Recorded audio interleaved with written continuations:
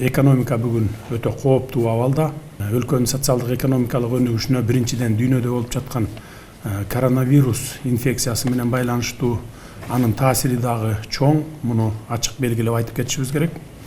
Азыркы экономикалык оор абалда өкмөт комплекстүү антикризистик пландарды кечиктирбей тез кабыл алуусу зарыл. Бул багытта кандай иш-аракеттер болуп жатат, маалымат берип кетсеңиз. Өкмөт бүгүнкү күндө структуралары Жогорку Кеңеште бекип, министрлер толук кандуу өздөрүнүн иштерин баштады.